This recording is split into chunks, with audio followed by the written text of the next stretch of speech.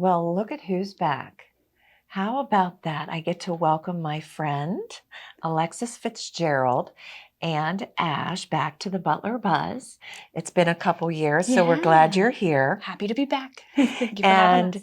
To kind of reintroduce my guest to you, Alexis is the Director of Environmental Education at Stormy Oaks Nature Conservancy, That's right. Wildbird Recovery. And Ash is one of the amazing birds that you guys helped. That's right. Right? So tell us a little bit about him. So Ash came in as a patient at our wildlife hospital with an injury to his wing. So he's kind of droopy on here on the one side there. And his wing healed in that position in the wild. So because of this injury, he is not releasable back to the wild. So he has become an education coworker of mine. Absolutely. So. And he does a tremendous job. He does. Now, how did he come to you, though? How did you learn about him? So he came in as, like I said, as a patient. Did somebody call?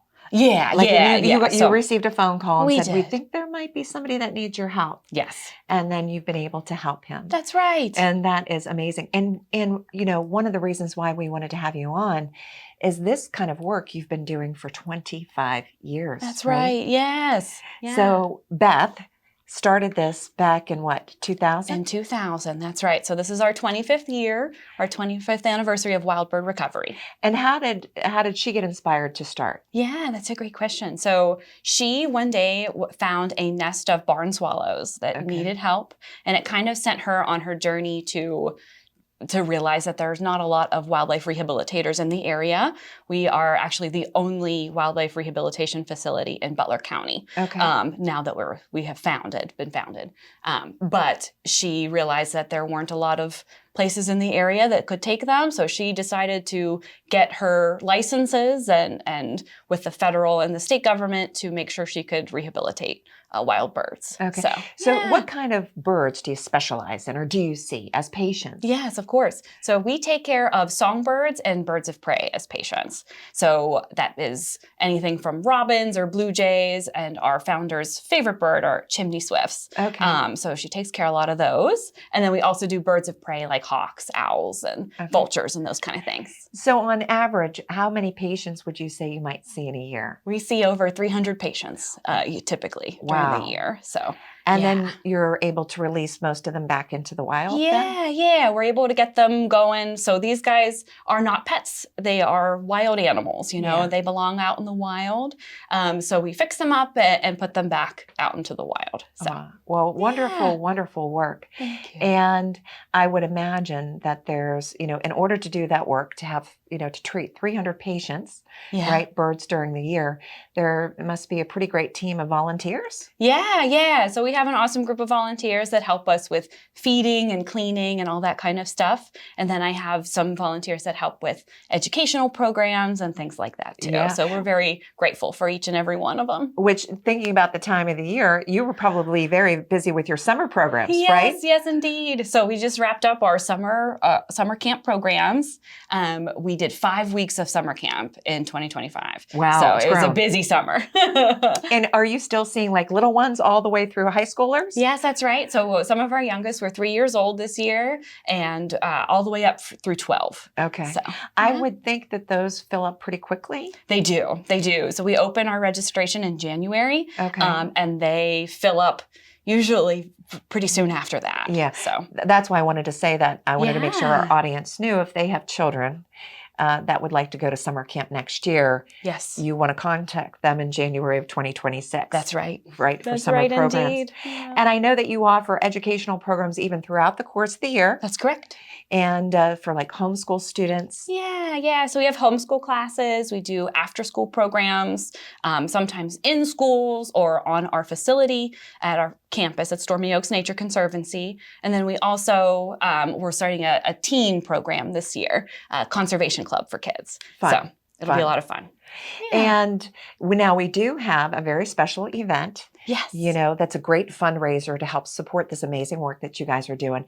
That's your fall migration event, and that is happening in September. That's correct. When's the date? So September 21st from noon to 4 is our Fall Migration Festival. And it's $25 a person. Kids 4 and under are free. That's correct. And what will be happening during the day from like 12 to 4? Yeah, so every year we have an awesome speaker talk about something in the environmental realm. So this year we're lucky to have Nick Liadis of Bird Lab. Okay. He is a conservation biologist and an architect too.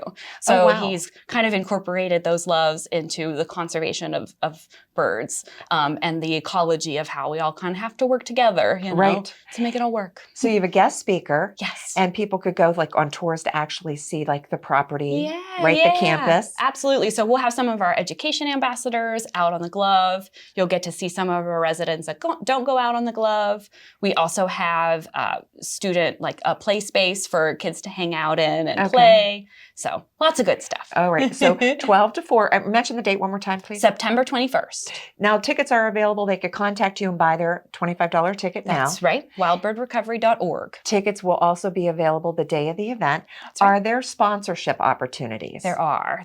So we're still looking for sponsors to help us to cover all that we do. The great work, exactly, right? Yeah. All of the things that we do at Wildbird Recovery and Stormy Oaks Nature Conservancy. So all of that stuff. So we do need sponsorship still. Or we also do a fall festival shirt every year. Yeah. So you can purchase our shirt even if you're not local to us here in Valencia is where our location is in Pennsylvania. But you can support us in lots of ways. Yeah. So. And like we said before, lots of volunteer opportunities. Yeah. I'm trying to remember from our last time that we talked, there's that one bird that has to be fed like every 15 minutes. Yes, a lot of baby bird species. A lot of baby bird species. Yes. So who's doing that work? The volunteers, right? That's right. And our founder, Beth, and Melissa as well. So we whenever bird parents are taking care of their babies, they're feeding their babies constantly from sunup to sundown. So we have to replicate that whenever we have those babies in care. And you are, again, located in Valencia. Yes, that's right. And I, again, just thank you for being back on the Butler Buzz. You're Ash, welcome. You are the best. He's doing so great. Ever. Thank you so much. Good luck with your event. Thank you 25 so years. much. Thank you. Yeah, thank you. Thanks for watching this episode of the Butler Buzz. If you want to see more, just click on the playlist button up here. To keep up to date with all of Armstrong Neighborhood Channel, click on the subscribe button down here. Hey, I suggest you do both. See you next time.